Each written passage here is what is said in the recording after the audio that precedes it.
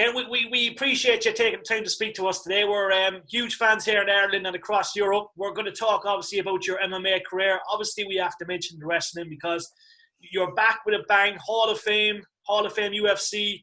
There's so much we want to ask. And we're going to go back to the early days, Ken.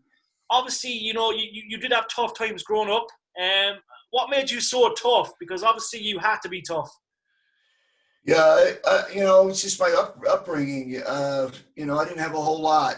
Really struggled at me and my two older brothers, we weren't really raised, so kind of raised ourselves. And so, everything that we did or that we had to fight for. So it just was a mentality growing up and a natural thing for you to fight for what you wanted and what you needed. And so it was just natural. And then as I got older, started learning how to put that anger and that fight and the desire to fight into something constructive like sports.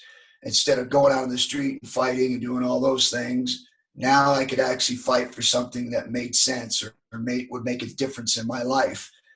So I started going and actually learning how to put that energy into the positive thing. And that's how I got into sports, and how I got to be where I was at was really started from my upbringing. Yeah. And just kind of speaking on toughness and stuff, The Undertaker mentioned recently that the era that you kind of were in, the Attitude Era, that they're not as tough. I was kind of wondering what your thoughts would be on that kind of today. Is that guys are too soft today? Yeah, I think during that time there was a sense of urgency because they lost, all their top stars over to WCW, and Vince was trying to figure out a way to compete because he lost the core of their stars over to the company that they were competing with. And so and that sense of urgency from Vince, it trickled down to us. Like, we had to do stuff that was beyond what they were doing. And so I think that when Vince came out and he actually got me and brought me in, had an idea of trying to change the culture of wrestling. Instead of competing with them, he felt like he could change the culture and not have to compete with them because he would be doing something different. Yeah. And I think by bringing me in, he created more of this attitude era, the realism of wrestling, where guys weren't just flipping their hair back and prancing around the ring and holding a mic. And then when it came time to work, they worked for about a minute and 2 minutes. So he really did. And I thought it was brilliant. When he brought me in, hence came the Attitude Era. It really got Bret Hart, and it got Stone Cold, and Undertaker was already there. He was his own thing. But it really forced other guys to really kind of bring out that toughness inside of them in the ring. And I think the Undertaker was correct in that the Attitude Era was an era of toughness. And guys went out there, and when they were doing their matches, when they were done with their matches, they knew they had been in a match. They knew that they had physically been in a match. And we took pride in that. And I think that's what changed the direction of wrestling, especially during that time when they were getting killed by WCW. We became this arrogant, tough, badass company. Yeah. Yeah, no, I remember one of the first matches you had with Vader. It was so hard-hitting, and it was so much different than what you would have seen back then. Yeah, me and Vader, and that was a perfect match for me to have my first one with, because Vader was a tough guy himself. And so for us to be able to go in there and literally just go ahead and just nail it and knock the crap out of each other, and then walk out after it was over and shake hands. To me, it was awesome to be able to go in and have a match with him and be able to kind of get my bearings on what it would be like to do a pro wrestling match with my kind of skills against a guy like Vader, who had already done some fights himself. So I felt like it was a great one-time match for me to be able to get my bearings on what would be okay in pro wrestling and what wouldn't be. Definitely. Yeah. Ken, like you've worked with so many great guys over the years, and we have to mention The Rock. We've seen the nice tribute he paid to you with the Impact Hall of Fame. What does The Rock mean to you, and how proud are you of The Rock? Yeah, I'll tell you what, man. Me and Rock, I think we probably, and not saying it wouldn't, but we probably might not have gotten where we needed to be without having each other during that time. I mean, it gave us an opportunity to really find who we were going to be. And, you know, The Rock, when he was in there, he originally went by Rocky. He was with the Nation. And he had the skills, but they just weren't turning him loose. And so when I got with him, basically, we were both, and I know Vince was doing this on purpose, we were both basically let out of the barn and to just start going and doing what we think we would be doing, what kind of character we would be. And so when we got with each other, we started going there and having some great matches, you know, of course, the great chair shot and, you know, all the other ankle locks and the brass knuckles out of the shorts and, you know, reversing the win.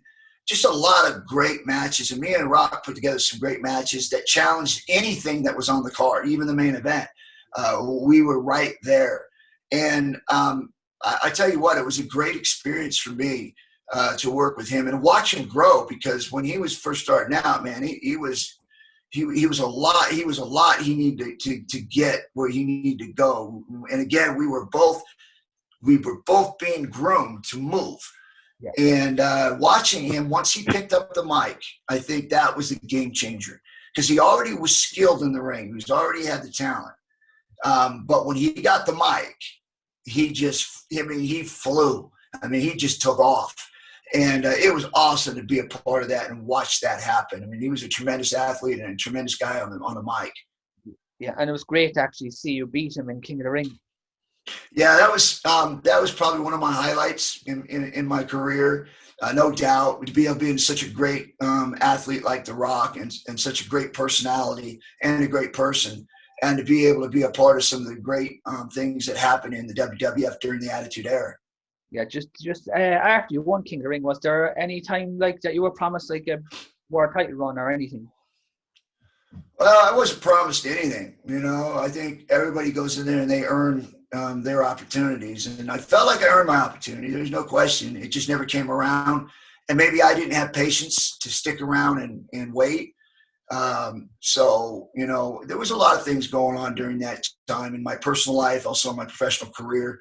There was a lot of stuff going on that kind of almost forced me into having to go, you know, move away from pro wrestling. And so I made a lot of those decisions on things that were happening outside the ring. Awesome. Ken, we have to speak about your MMA career, because to me, you're one of the greatest MMA fighters of all time, and there's no one that will ever question that. Obviously, you started quite young. We know you had an early background in wrestling and stuff, but what was it like being part of UFC from day one and having those trilogy fights with the likes of Royce Gracie and you know, Tito Ortiz, all these great guys along with yourself? Yeah, you know, when you look back on it and you see the start of the Pancrase organization, you know, the success I had there being the first champion, jumping into the UFC after doing the Pancrase and being successful there, going into this thing, no holds barred, which was no rules, and going in there and having matches with Royce, somebody who was by far more skilled than myself. Even though I had 2.5 years of experience over in Japan with submissions, striking, his skill sets were just phenomenal. The Gracie Jiu-Jitsu system was phenomenal. You know, this stuff they practiced their whole life. So we were all being introduced to what these guys had built. And so I felt like within that small amount of time that I was in there, from the first fight to the second fight with Royce, I made tremendous gains because, you know, going against somebody who has 50 years of experience behind him and 20 plus years with his skill sets being practiced in that particular system where they're going out and having these fights in their gyms to prepare them for these events. we were all just trying to catch up. And so being a part of that in the beginning and then watching the growth of it, watching my growth, watching the UFC's growth, it was a very good feeling to know that when I first went in there and I got beat the first time, not having an understanding of how the gi worked, and then going into the next one and literally going 36 minutes with him, sitting in his guard and working him, was a great feeling to know that my skill sets were developing that fast to where, they even left after because they knew that the world was catching up to what they were doing. And so it was really a great feeling to be a part of something like that. The one thing that I think that is kind of comical is that I hear a lot of people that are more Gracie fans when they comment on that fight, knowing he got his butt kicked, right? They always will say, "You didn't come to fight." And I was like, I didn't come to fight. And then I show him this picture. I was like, well, that's a hell of a no fight, isn't it? I was like, the guy's face is all bloody. He's got cuts on both top and bottom of his eyes. I said, well, that's a hell of a no fight, isn't it? So there's a lot that I think, especially in the earlier days of fighting, there was so much little technique things that people didn't get to see when you're in there fighting because there was no rules, there was no time limit. That was the first time they put a time limit in. So every move that you made, it had to be calculated, and you had to calculate the risk, you had to calculate the energy, and you had to calculate how many times you're going to be able to do that. Because if you went out there and you just went hard, and in 10 minutes into the fight, 15 minutes into the fight, you get tired, there's no rounds. You're not coming out of there to get a break. So everything you did had to be calculated and not to try to overdo yourself going into a fight. And so, especially with the Royce, where we were both pretty much the lightest fighters. I think I was 10 pounds heavier than him. And he was about an inch and a half taller than me.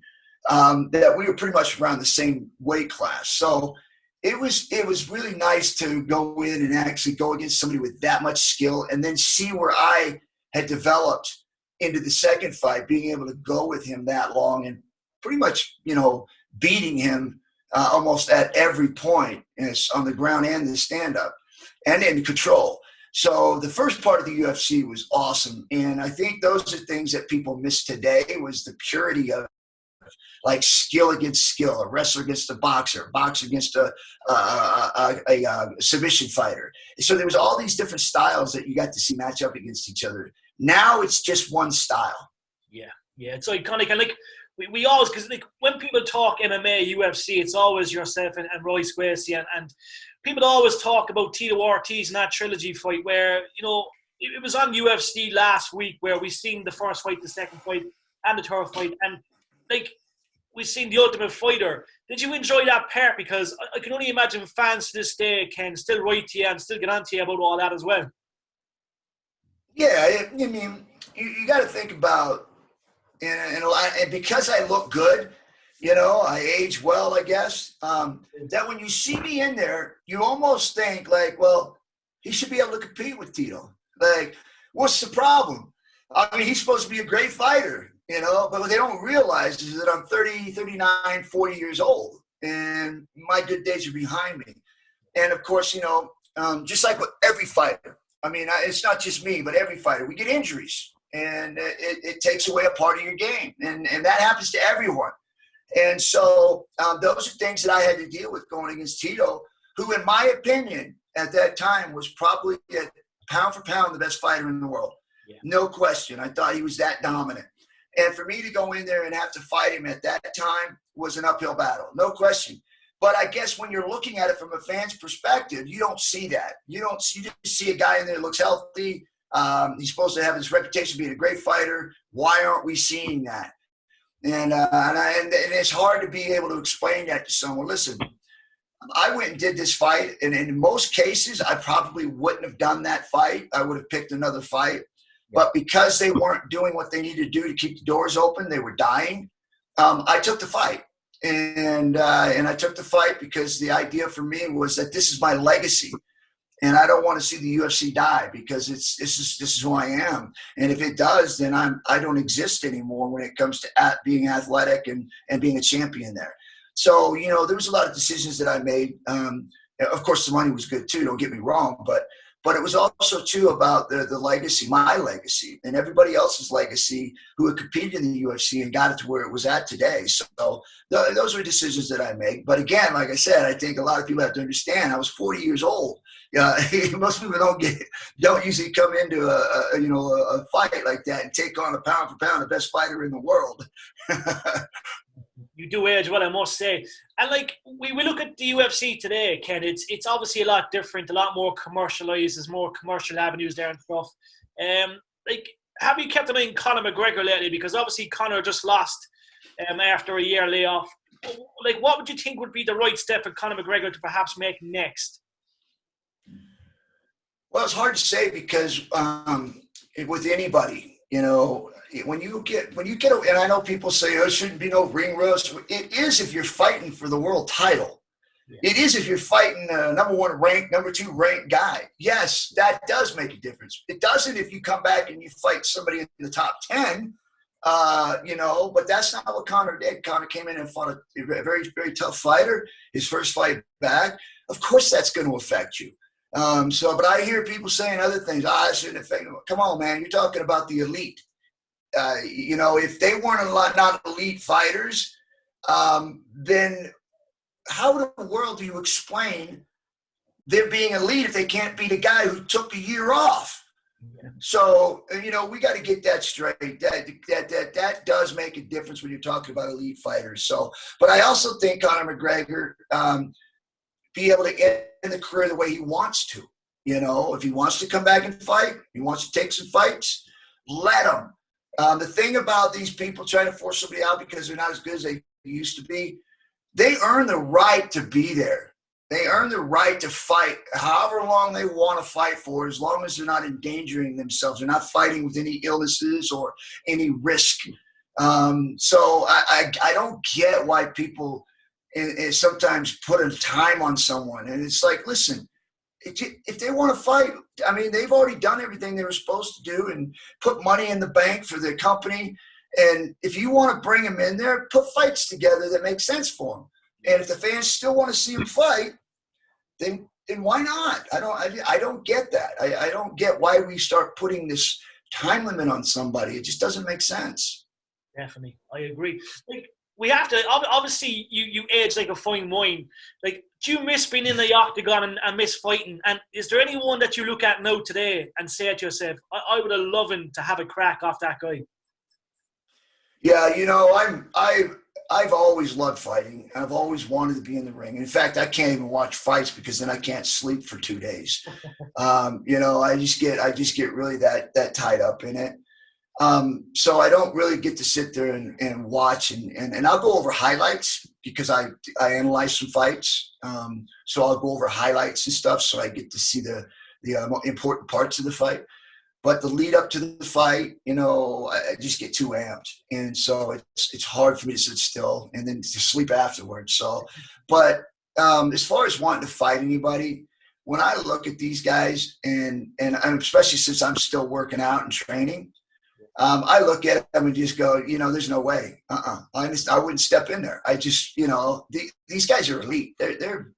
These guys are just unbelievable athletes. And to me, I think they're the best athletes, they're the strongest and the toughest athletes in the world. Yeah, well, I have to agree. Now, we were blessed to see you go back into the wrestling industry, obviously doing some fantastic stuff at Impact. Phil is also a massive Impact fan. Have you enjoyed your time back in Impact? And obviously it's good fun and it's great to see that you still have it. Your physique is amazing. That will never go. You're obviously loving it. Yeah, I do. And it's fun to be at Impact and doing stuff with them. I just got suspended because I lost my cool again. But, yeah, it's fun. They've been good to me.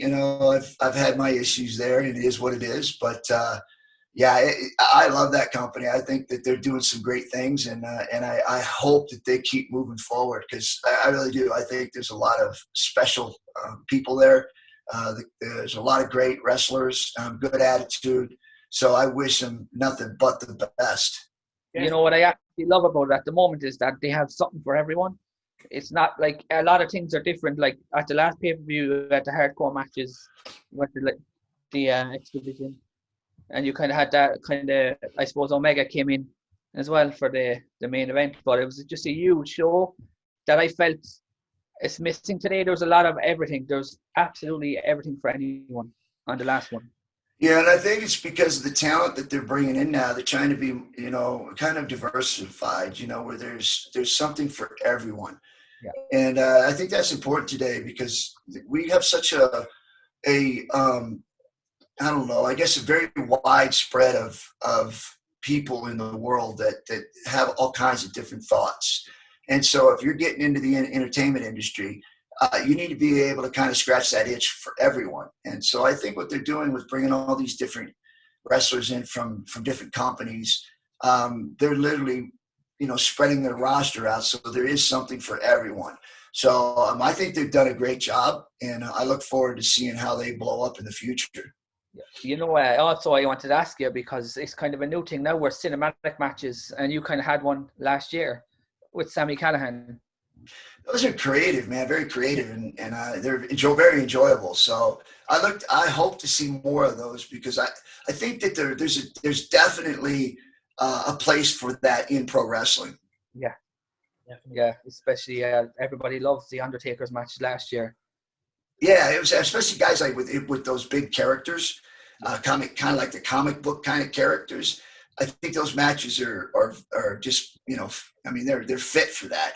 So it would be fun to see some of those in there. But also too, I think that, you know, wrestling is moving into the shoot kind of style where we're going to see more wrestling, and it's going to be a mixture of the shoot fighting. You know, like blood sport. I think we're going to start seeing more of that, because I think that the people they love the entertainment stuff, but they also like to see the mixture of something else. And I think the first company that does that gets in there and puts some of that shoot wrestling in there, I think that they're going to find out that they're going to draw a whole different crowd to come and watch wrestling also. Do you reckon we'll ever see a Lion's Den in Impact? Boy, that would be nice. I would love to see it, but like I said, I don't call the shots. So, as you can tell, I'm sitting home.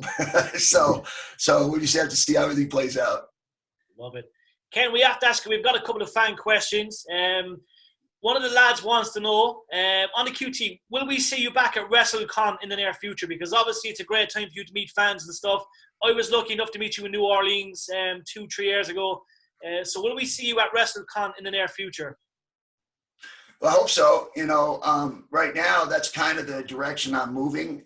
You know, obviously the Impact is still there, but really what I'm trying to do now is to be able to go out and do more meet and greets, being able to visit the fans, meet the fans, because to me, I've always enjoyed the fans, and I think there's no secret. I think everybody knows that fans are important to me, and I always have been. I feed off of them, and always have, and that's why being an Impact, it was tough at times, because I almost feel like I'm flat when I'm in the ring, because I don't have that fans to feed off of, the audience to feed off of. So I struggle with that. There's no question, because I've always kind of balanced my performance off of what I'm hearing or I'm seeing. And so some of that's gone now. So yeah, the fans are important to me. So being to go out and be able to go to some of these different events is something that we are focusing on right now, to be able to get out there more. I love it. Jason's a big fan, and he's actually from Cork. Now, Ken, growing up as a kid watching the Attitude Era and watching you shine, we always said you were Irish, and we always said, yeah, Ken Shamrock is Irish. He's got the Irish roots. Didn't JR used to constantly call you the fighting Irishman? Yeah. Have you ever wrestled in Ireland, and have you been to Ireland? That's the question that Jason wants to know. Yeah, I have. Been there a few times. I think I went there once with WWF, and then I was there once on an appearance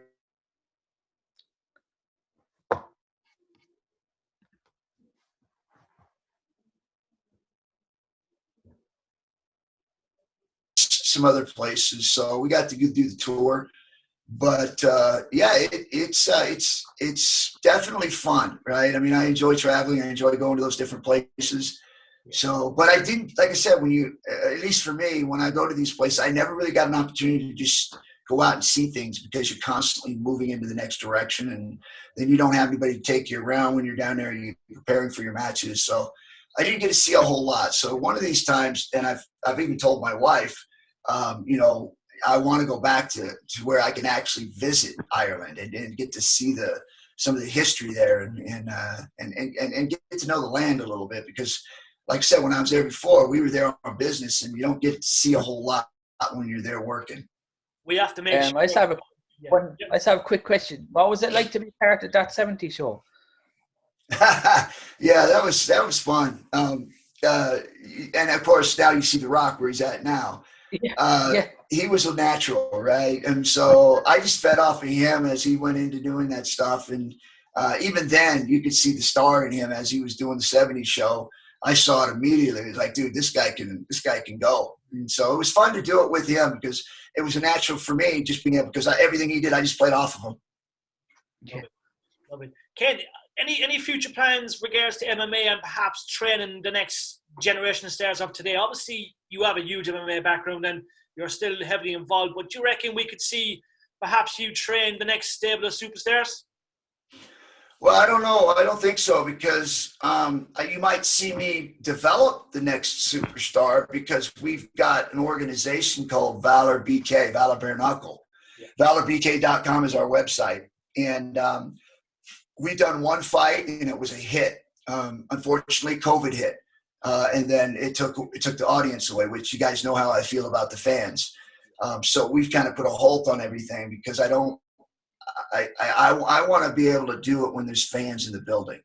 And if we can't do it that way, then we have to restructure our platform to be able to reach people on social media, being able to stream it live or stream it on different sites and stuff like that. So in fact, I think that's what we're working on right now, is to figure out whether we're going to do it in an arena or we're going to just do it in the studio and be able to stream it live. But one way or the other, we'll get it out there. We just have to figure out what the right way is. Right now, because we've only done one show, there was a lot of things that we were working on to build our viewership and our fan base through different things that we were doing on the social media.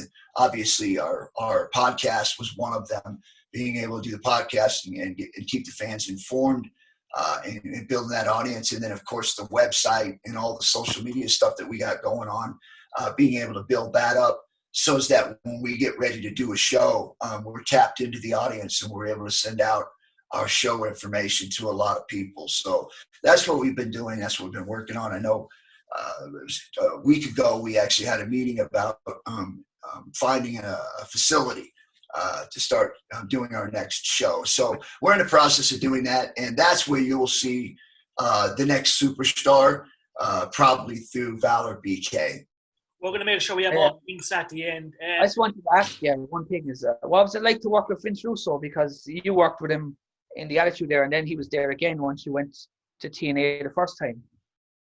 Yeah, I like Vince. I think Vince is a great writer. I got along with him really well. I thought he's very creative. I know he's very vocal, and he has his own opinion, and he lets people know it. So, but there's a lot of people in the world like that, and there's people that aren't like that. So, but I don't have anything. I think he was good. I think he was great. I enjoyed him. He did a lot of great things for me. What I loved about it is that he always gave somebody a character. Even the bottom guys at the card always had something to do. Yes.